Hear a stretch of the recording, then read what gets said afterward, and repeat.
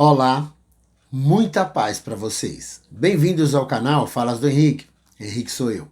A nossa intenção é passar informações de como funciona o plano espiritual. E nesse vídeo nós vamos falar sobre as provações do espírito. Bom, se você gosta dos nossos vídeos e puder clicar no joinha, ajuda a divulgar. Se você ainda não for inscrito, se inscreve e ativa o sininho. Desde já, muito obrigado. Então, você já pensou por que algumas pessoas sofrem tanto, enquanto que outras pessoas não? E já pensou por que algumas pessoas nascem perfeitas, enquanto que outras pessoas nascem com deficiências e vivem assim uma vida toda? E mais, será que Deus abençoa umas pessoas e castiga outras pessoas? Bom, a grande verdade é que se nós pensarmos com calma e com lógica, nós veremos que uma coisa é certa. As leis de Deus, assim como a sua justiça, não falham, porque elas são perfeitas. Logo, Deus não beneficia e também não castiga ninguém. Então, na página 195 do Livro dos Espíritos, nós podemos ler sobre as provas que o espírito precisa passar para conseguir se redimir dos seus erros do passado. E na maioria das vezes é o próprio espírito que escolhe o gênero das provas que vai passar, de acordo com as suas necessidades e a sua vontade de progredir mais rápido. Contudo, isso não significa que todas as coisas que acontecem enquanto o espírito está encarnado foram escolhidas pelo próprio espírito. Pois, na verdade, muitas situações decorrem do lugar onde o espírito esteja. E dessa forma, um lugar mais complicado pode gerar situações mais complicadas. Então, às vezes, para lutar contra um instinto mau, o espírito pede para ser colocado num ambiente onde impere a maldade, para que assim ele possa exercitar a sua capacidade de lutar contra a sua própria maldade interna. Porém, muitas vezes, nesse ambiente que é desfavorável, as situações podem fazer com que o espírito desanime e desista dos esforços necessários. Ou então, o espírito pode pedir por um ambiente confortável e abastado, onde ele possa desenvolver a sua bondade e a sua caridade com os mais necessitados que estiverem à sua volta. E nesse caso também, dependendo das situações, o espírito pode tornar-se avaro e egoísta, e assim prejudicar todo o seu planejamento.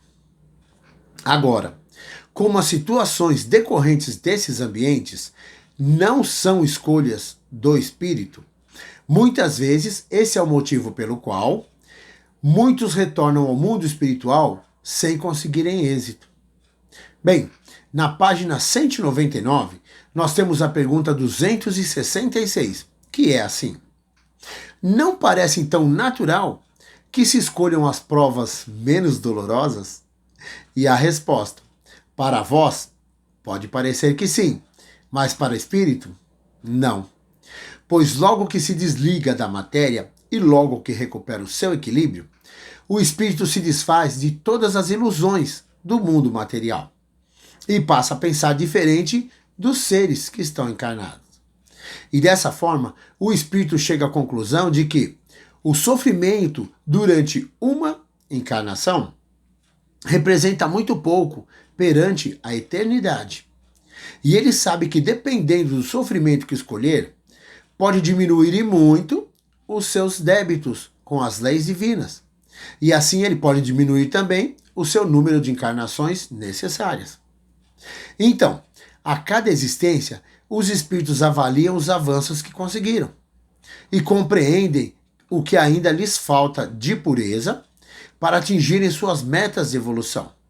Bem, se nós pararmos para pensar, isso não difere muito das metas dos encarnados, que muitas vezes abrem mão de descansos momentâneos e até mesmo de festividades, para se dedicarem a estudos e trabalhos, que possam melhorar as suas condições financeiras no presente, mas que possam trazer uma vida futura mais confortável.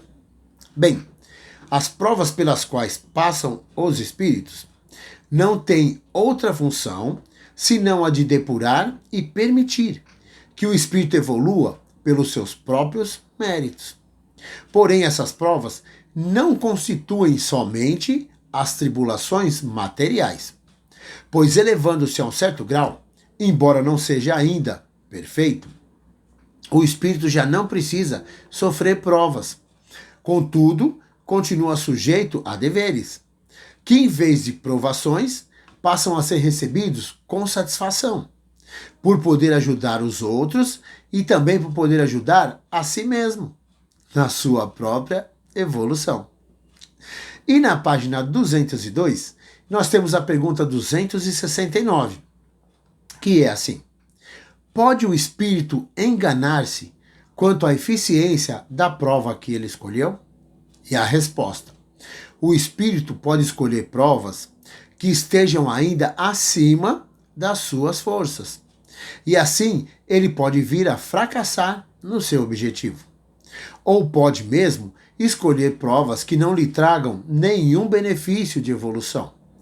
E assim, quando ele volta ao mundo espiritual e verificando que não conseguiu nenhuma melhora, o espírito se arrepende do tempo perdido e, quando possível, solicita nova oportunidade de tentar se redimir. E muitas vezes é por esse motivo que ele escolhe provas que estão além da sua capacidade de suportar. Então, dessa forma, nós podemos concluir que a misericórdia divina permite ao espírito evoluir em seu tempo e por seu próprio esforço. E é por isso que o espírito é dotado da capacidade de escolha, que acontece através do livre-arbítrio.